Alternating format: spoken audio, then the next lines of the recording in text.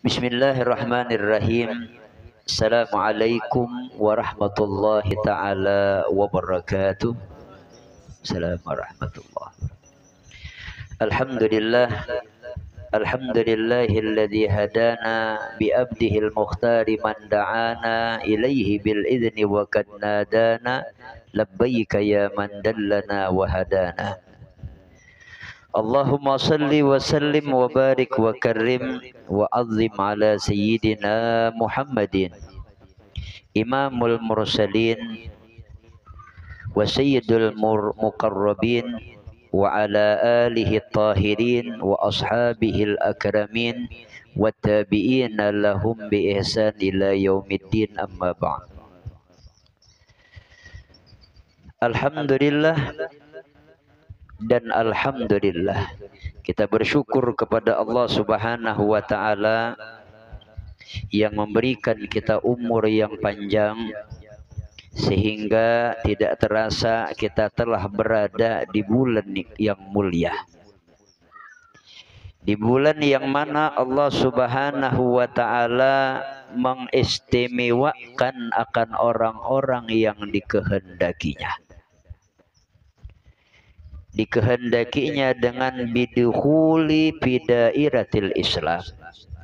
Ada di antara orang itu pian mendapatkan keistimewaan dengan masuk ke dalam lingkup agama Islam berkat bulan kelahiran Nabi. Bahkan tidak hanya dengan berkat bulan kelahiran Nabi, berkat mendekati masuknya bulan kelahiran Nabi. Yang baru-baru ini kita dapat cerita, pian masya Allah ceritanya luar biasa. Kemarin ketika kita mengisi acara di Tamiang Layang di majelis Habib Harun bin Mahmur Bahashim malam Sabtu, seminggu sebelumnya Habib berkisah, alhamdulillah guru aja Jumat sebelum tadi ada orang saparanakan masuk Islam di majelis kita. Masuk Islam di majelis kita, majelis zikir At-Ta'awun Bahashim. Jadi majelis kita sudah ada cabang dari Tamiang Layang, ya, majelis zikir At-Ta'awun Bahashim. Kemudian pada suatu hari guru aja sebelum satu keluarga tersebut masuk ke dalam Islam, nang bini bian bermimpi. Nggih. Bermimpi ada melihat seseorang pemuda yang sangat bungas. Wajahnya bercahaya sangat terang. Nah, banyak orang yang mengikuti sidin. Lalu maitihi wajah nang kabubungasan nang luar biasa. Lalu sidin bertakun dalam mimpi nang bibinian tadi, itu siapa garang nang muha nang kadesuh ulun melihat nang langkarnya luar biasa, nang bungasnya luar biasa. Lalu ada nang menyahuti, nah itu ya Nabi kami Muhammad sallallahu alaihi wasallam. Beto kada lawas tabangun bian sidin. Tabangun ia mendatangi rumah Habib Harun bin Mahmur Bahashim. Waktu itu sin bibini yang tu datang ke sidin, nah salawar masih anu sidin. Ngaran belum muslim. Salawar handap sin rambut panjang sampai ke sini aja sidin. Membawa anak. Berkisah nang bibini tadi sambil menangis ya. Sambil menangis. Tuntung berkisah, lalu bertakun lawan Habib, kira-kira Habib napa arti mimpi ulun tuh? Nggih. Kira-kira napa arti mimpi itu ya lah? Ujar Habib Harun, ulun jawab guru aja. Tahulah pian nang disambat dengan Muhammad sallallahu alaihi wasallam ya Nabi kami. Nabi kami umat Islam. Kalau ulun memaham jadi berarti pian munyakawa masuk lagi ke dalam Islam. Artinya isyarat dari Allah Subhanahu wa taala. Ujar nang bibini tadi menjawab, kaina aihulu bibai. Ulun kan ngaran seorang perempuan, ada anak, ada suami. Ya kaina bulik ke hulun ke rumah. Bulik ke rumah. Kemudian beberapa hari setelahnya ia datang pulang bahasa biar saparanakan. Ketika di majlis akhirnya masuk Islam. Coba lihat. Allah Subhanahu wa taala mengistimewakan akan orang-orang yang dikehendakinya. Kalau bahasa kitanya tuh kalah kita lah. Kalah kalau kita nang umat Islam nang asli nang sudah asyhadu an la ilaha illallah wa asyhadu anna Muhammadar Rasulullah belum lagi pian bertemuan lawan Nabi. Mudahan karena kita diberi juga sabarataan. Amin ya rabbal alamin. Makanya ujar ulama meminta lawan Allah, ya Allah ya Rabbi jangan pian haramkan mata kami memandang wajah kemuliaan Nabi besar Muhammad sallallahu alaihi wasallam. Antum lihat dasar belum lagi Islam ya. Belum lagi dalam dadanya ada makna iman sudah mendapatkan keistimewaan dari Allah Subhanahu wa taala. Nah, jadi Allah Ta'ala yaktassu bihi may yasha. Dia menghendaki akan orang-orang yang ia mengistimewakan akan orang-orang yang ia kehendaki.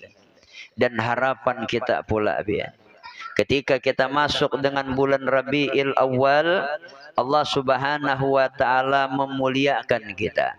Allah Subhanahu wa taala mengistimewakan kita. Karena berapa banyak ketika orang yang dulunya jauh dengan Allah Subhanahu wa taala ketika masuk bulan Rabiul Awal dia menjadi dekat. Berapa banyak orang yang hatinya lupa dengan Allah Subhanahu wa taala ketika masuk bulan Rabiul Awal hatinya menjadi ingat. Berapa banyak orang yang sebelum masuk bulan Rabiul Awal dia gemar mengerjakan kemaksiatan. Ketika masuk bulan Rabiul Awal dia dibukakan oleh Allah Subhanahu wa taala hatinya sehingga dia termotivasi untuk memperbanyak ibadah. Senantiasa Allah Ta'ala mengistimewakan akan orang-orang yang ia kehendaki. Jadi sekali lagi kita bersyukur kepada Allah Subhanahu wa Ta'ala. Salawat dan salam semoga pula senantiasa selalu tercurah dan terlimpah keharibaan junjungan kita Nabi besar Muhammad sallallahu alaihi wasallam. Yang mana bulan Rabiul Awal menjadi mulia dengan kemuliaan Nabi. Menjadi istimewa dengan kelahiran Nabi. Padahal kan dalam satu minggu ada hari yang istimewa yaitu hari Jumat. Sayyidul Ayyam Yaumul Jum'ah. Pimpinan dari hari dalam satu minggu hari Jumat. Tapi pertanyaannya Nabi lahir hari Jumat atau hari apa? Senin. Kemudian bulan yang paling mulia dalam satu tahun ada yang menyebutkan adalah bulan suci Ramadan. Ada sebelum menyebutkan bulan Ramadan. Sayyidus syuhur, pimpinan dari sekalian bulan adalah bulan Ramadan. Tapi Nabi lahir bulan apa? Ramadan atau bulan Rabiul Awal. Ini menunjukkan bahwasanya hari itu menjadi mulia karena kemuliaan Nabi besar Muhammad sallallahu alaihi wasallam. Bulan menjadi istimewa karena di dalamnya ada kelahiran Nabi besar Muhammad sallallahu alaihi wasallam. Jadi apapun yang terhubung dengan Nabi la mahalata itu jika kita kadang mustahil menjadi istimewa. Artinya apapun yang terhubung menjadi dengan Rasulullah itu istimewa biar di hadapan Allah. Apapun yang terhubung dengan Nabi. Ingat pian riwayat yang mengatakan ada palapah daun kurma ketika Nabi dilahirkan. Nabi ketika lahir tidak punya ayah. Nabi ketika lahir bukan dari rumah keluarga yang memiliki harta yang berlimpah ruah. Yang menjadi alas pundak atau belakang Rasulullah Sallallahu Alaihi Wasallam ketika Nabi dilahirkan itu bukan hamparan permadani yang tebal, bukan tilam yang empuk. Bagaimana aja kita para raja-raja ketika lahir anak pangerannya atau putrinya, enggak. Yang menjadi alas pertama setelah Rasulullah Sallallahu Alaihi Wasallam dilahirkan adalah palapah daun kurma. Kita jangankan palapah daun kurma, tikar aja coba akan berbahaya lah. Sawat setengah jam bebeler belakang biar cap tikar, becapnya bebeler pas bentuk tikar aja kita belakang. Coba lihat Rasulullah. Sekalipun demikian dalam sebuah riwayat kita pernah mendapatkan bahwasanya sampai sekarang pelapah daun kurma tersebut masih hijau ya. Sampai sekarang ada di sebuah tempat ya aja kita dijaga dan dipelihara. Ada yang menjaga akan, ada yang memelihara akan. Palapah daun sampai sekarang, sampai detik sekarang ini masih hijau, masih hidup. Kita jangankan aja kita sawat seminggu 2-3 hari gin, coba nang daun nyiur aja di atas kuburannya lah, layu udah biar. Ini sampai sekarang lebih dari 14 abad lamanya. Kenapa? Ndak aneh. Karena tersentuh dengan kemuliaan belakang Nabi kita besar Muhammad Sallallahu Alaihi Wasallam. Ingat pian cerita Isra Mi'raj? Nabi melewati 7 lapis langit, naik ke arasnya Allah terus sampai ke Sidratil Muntaha. Ketika Nabi Musa ingin bermunajat kepada Allah di bukit Tursina, Allah berfirman, "Ikhla'na 'alaika ya Musa fa innaka bil wadil muqaddasi tuwa." Wahai Musa, lepaskan alas kakimu, lepaskan sandalmu.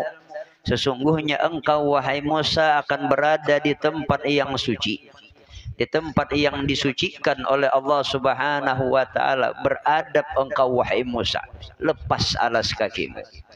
Nabi Musa disuruh Allah melepas alas kakinya.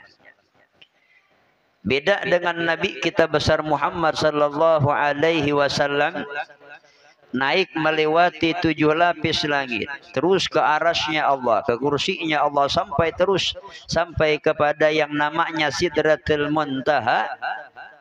Alas kaki Rasulullah Sallallahu Alaihi Wasallam tetap melekat di kaki beliau yang dimuliakan oleh Allah. Tidak pernah disuruh melepas. Tidak hanya sampai di situ.